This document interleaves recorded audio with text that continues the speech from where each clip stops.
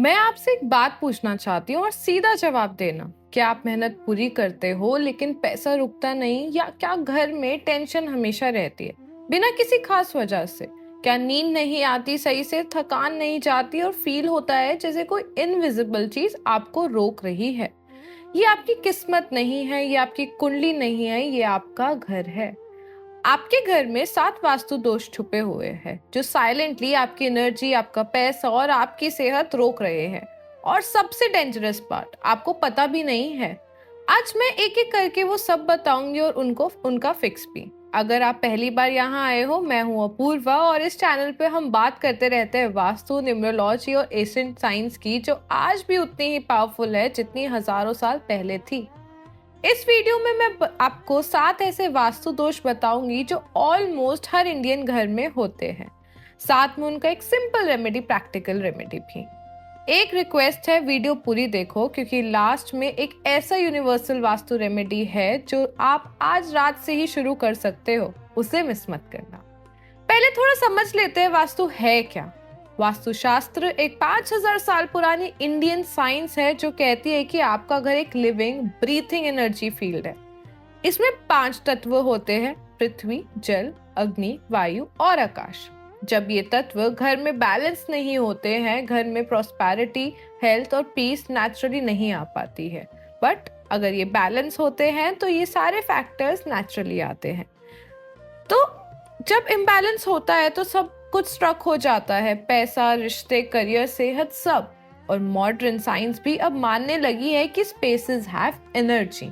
तो चलते हैं पहली दशा की तरफ। पहला और सबसे इम्पोर्टेंट, आपका मेन डोर। वास्तु में मेन डोर को मुख कहते हैं, घर का चेहरा। जिस तरफ से एनर्जी आती है, वेल्थ आती है, अपॉर्चुनिटीज आती है। अगर ये डोर सही डायरेक्शन में नहीं है या इसके आसपास क्लटर है तो घर के अंदर जो भी आना चाहिए वो रुक जाता है। सबसे शुभ डायरेक्शंस है नॉर्थ, ईस्ट या नॉर्थ ईस्ट। अगर आपका मेन डोर साउथ या साउथ वेस्ट जोन में है तो एक्स्ट्रा प्रिकॉशंस लेने पड़ते हैं।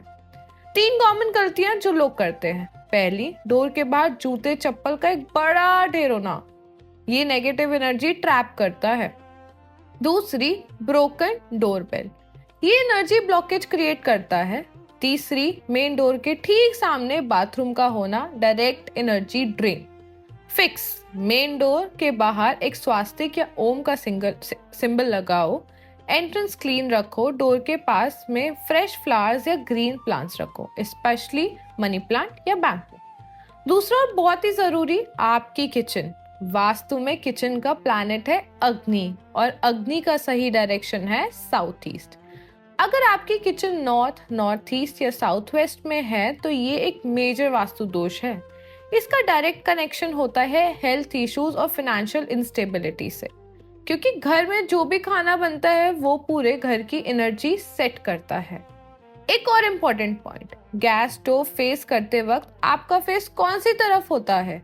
ईस्ट होना चाहिए। अगर वेस्ट है या साउथ की तरफ फेस करके खाना बना रहे हैं आप, ये फायर एलिमेंट को वीक करता है। अगर किचन शिफ्ट नहीं हो सकती तो स्टोव के पास में एक रेड कलर्ड ऑब्जेक्ट रखो, लाल चाय की पत्ती, रेड फ्लावर्स या लाल कुमकुम का दीवा। इससे फायर एलिमेंट बैलेंस होता है। तीसरा, और जो सबसे ज्यादा लोग इग्नोर करते हैं, बेडरूम। और स्पेसिफिकली आप किस डायरेक्शन में सर रख के सोते हो। ये एक छोटी सी बात लगती है लेकिन इसका असर आपकी पूरी जिंदगी पर पड़ सकता है। वास्तु कहता है उत्तर की तरफ सर करके कभी मत सोना, कभी नहीं, क्योंकि अर्थ का मैग्नेटिक नॉर्थ पोल उत्तर में है और अगर आप भी उत्तर की तरफ से सर रखोगे तो 2 सेम पोल्स रेपल हो जाएंगे। नींद खराब होगी, स्ट्रेस बढ़ेगा, सर दर्द आएगा और करियर में ऑब्स्टेकल्स बढ़ेंगे। सबसे अच्छा डायरेक्शन है साउथ में सर करके सोए। दूसरा ऑप्शन है ईस्ट। और एक और बात, बेडरूम में मिरर और टीवी अगर वो सीधा बेड के सामने है तो आपकी स्लीप एनर्जी को रिफ्लेक्ट करके डिस्टर्ब करते हैं। रिलेशनशिप्स में टेंशन आती है। सर की डायरेक्शन बदलो आज रात से ही। अगर मिरर सामने है उसे कपड़े से ढक दो रात को सोते वक्त। चौथा, और जो सुन के बहुत लोग हैरान होते हैं, पूजा रूम या होम मंदिर का डायरेक्शन। भगवान की पूजा तो सब करते हैं, लेकिन अगर मंदिर की डायरेक्शन गलत है तो उस पूजा का पूरा फल नहीं मिल पाता है। सबसे सही जगह मंदिर के लिए है नॉर्थ ईस्ट कॉर्नर, जो है ईशान कोण। ये डायरेक्शन डिवाइन एनर्जी का सोर्स है, पॉइंट माना जाता है वास्तु में। जो गलतियां अक्सर होती है, पहली, मंदिर बाथरूम के साथ वाली वॉल पर नहीं बनाना चाहिए, ये एक बड़ी भूल है। दूसरी, मंदिर बेडरूम में नहीं रखो। पूजा और नींद की एनर्जी मिक्स नहीं होनी चाहिए। तीसरा, मंदिर में टूटी हुई मूर्तियां रखना, ये स्टेगनेंट और नेगेटिव एनर्जी का स्ट्रॉन्ग सिंबल है वास्तु में। टूटी मूर्तियां तुरंत घर से बाहर करो, किसी बहते पानी में विसर्जन करो। मंदिर की जगह नॉर्थ ईस्ट में शिफ्ट करो अगर पॉसिबल हो। मंदिर के नीचे जमीन पर गंगा जल से सफाई करो हर गुरुवार को। फिफ्थ, और जो सुन के लोग थोड़ा अनकंफर्टेबल होते हैं, लेकिन ये सबसे इम्पोर्टेंट है पैसा रोकने के लिए, बाथरूम और टॉयलेट। वास्तु में टॉयलेट एक मेजर नेगेटिव एनर्जी जोन होता है, और अगर ये घर के गलत कॉर्नर में है तो ये लिटरली आपका पैसा और लक फ्लश कर देता है। सबसे बुरा प्लेसमेंट है नॉर्थ ईस्ट, नॉर्थ या ईस्ट में टॉयलेट होना। ये 3 डायरेक्शंस पॉजिटिव एनर्जी को एंट्री पॉइंट्स है। यहाँ टॉयलेट होने से घर में वेल्थ एंट्री रुक जाती है। और चीज, टॉयलेट का सीट कवर। क्या आप जानते हो कि खुला टॉयलेट सीट 24 घंटे अगर हम रखें तो नेगेटिव एनर्जी रेडिएट करता रहता है। हमेशा लिड बंद रखो जब यूज ना हो। और बाथरूम में जो पानी टपकता रहता है ना, लीकिंग टैप्स, ये लिटरली आपकी फाइनेंशियल एनर्जी को ड्रेन करता है। इसलिए टॉयलेट सीट हमेशा बंद रखो। लीकिंग टैप्स आज ही फिक्स कराओ। बाथरूम के अंदर सी सॉल्ट की एक बाउल रखो, नेगेटिव एनर्जी एब्सॉर्ब करता है। हर हफ्ते या फोर्टनाइट में आप इसको बदल सकते हो। 6 दोष, और ये सबसे सिंपल दिखता है लेकिन सबसे ज्यादा डैमेजिंग होता है, क्लटर। वास्तु का पहला रूल है, जहां क्लटर है वहां एनर्जी रुक जाती है। और रुकी हुई एनर्जी का मतलब है रुका हुआ पैसा, रुके हुए रिश्ते, रुकी हुई सक्सेस। क्या आपको पता है आपके घर में ऐसा कुछ है? टूटी हुई घड़ी जो बंद पड़ी है वो काफी डेंजरस वास्तु दोष है। घड़ी टाइम रिप्रेजेंट करती है। बंद घड़ी का मतलब है आपका टाइम रुक गया है। टूटी हुई चेयर, टेबल या फर्नीचर वो भी रखते हो। वास्तु कहता है टूटी चीजें ब्रोकन ड्रीम्स को अट्रैक्ट करती है। पुराने यूज ना होने वाले कपड़े, स्पेशली जो 3 साल से ज्यादा पुराने हैं, वो भी एनर्जी ड्रेन कर रहे हैं। एक काम करो, अभी करो, घर का एक कॉर्नर चुनो, सिर्फ एक। आज उसे साफ करो, क्लटर हटाओ, जो टूटा हुआ है उसे निकाल के बाहर करो। उसे एक काम से आपको फील करोगे कि कुछ तो शिफ्ट हुआ है।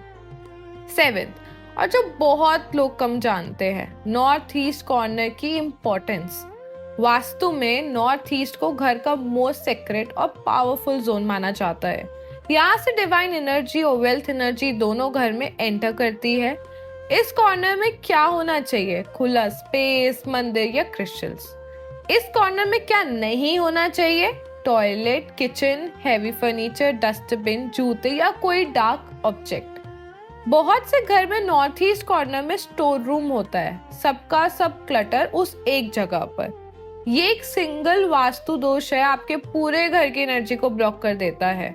इसलिए नॉर्थ ईस्ट कॉर्नर खाली करो। अगर पॉसिबल हो तो वहां एक स्मॉल क्रिस्टल बॉल या एक छोटा फाउंटेन रखो।